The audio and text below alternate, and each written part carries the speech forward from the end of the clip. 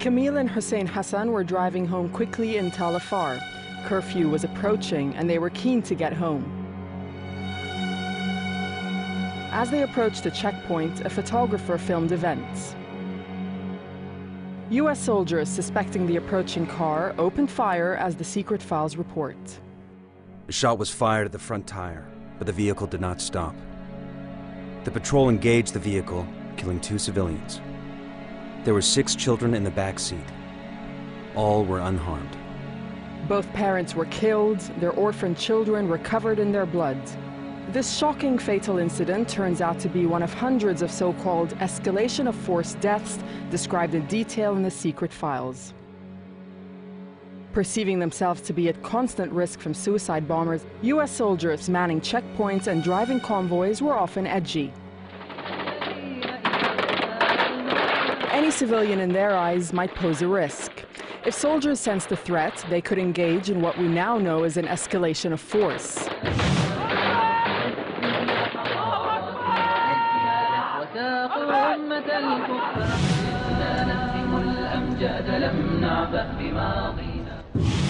Hand signals, flashing lights, and warning shots were all supposed to be used.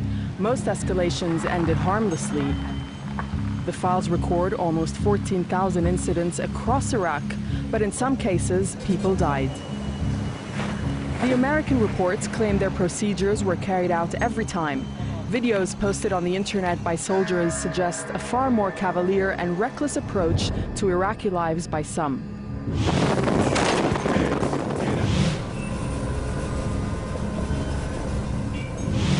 The United States has always claimed it has not kept full records of escalation of force deaths. The files prove otherwise. Al Jazeera has discovered that 681 civilians have been killed at coalition checkpoints and by passing convoys. 120 so-called insurgents also died. Just 13 coalition deaths are recorded.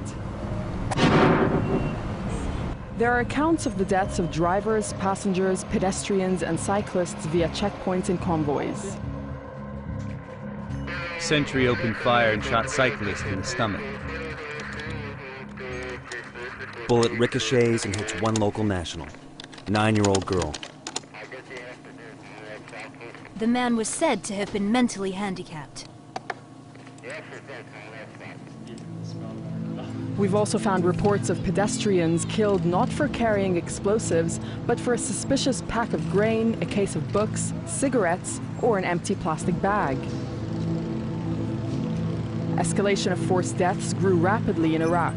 In 2004, there were 22 civilians killed.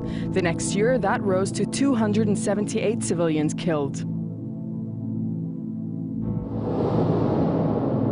The map shows how incidents track the lines of Iraq's roads. But if we look only at fatal escalations, it tells a very different story. Deaths occur almost exclusively in the Sunni areas of central Iraq. From 2004 onwards, they started shooting with weapons, warning shots up to the sky. But after that, they started shooting civilians. Colonel al-Sheikhli described to Al Jazeera an incident in one of his police districts.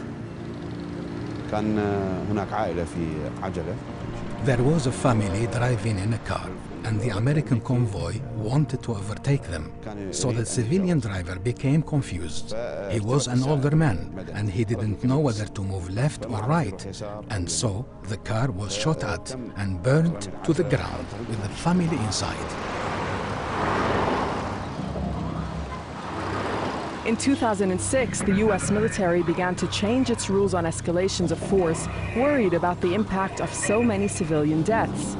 Death rates did drop, but many more were still to die. Confusion or a simple mistake could have deadly consequences. 75-year-old Kakarish Ali Khalid died at a US roadblock in Kirkuk in January 2007.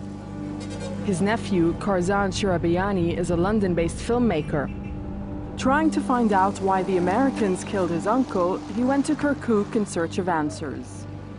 The Americans refused to speak to him about what happened. I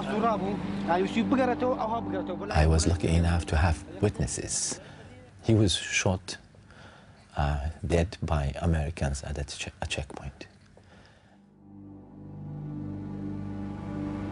Kakaresh is one of the 681 civilians whose killing is detailed in the secret files.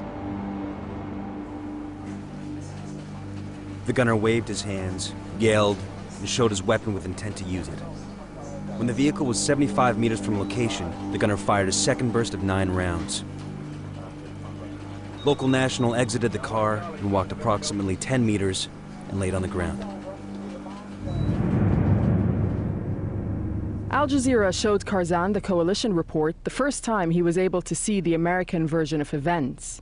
It contradicts what witnesses told him about his uncle's death. I just don't need to carry on reading this because this is completely in contrast to the eyewitness. For what they have seen here, it says they have shot 5 shots and the cars carried on moving into their direction, but that is not what the eyewitnesses told me. That the minute they shot the first shot, my uncle stopped and turned the car around and they carried on shooting.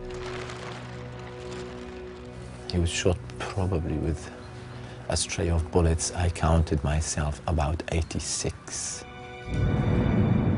For Karzan, the document drives the point that those responsible for escalation of forced deaths must be brought to justice. If they are not responsible now for these killings, tomorrow they will do it again and again and again. Hundreds of families across Iraq should now be able to learn about the days on which their loved ones were gunned down in escalations of force.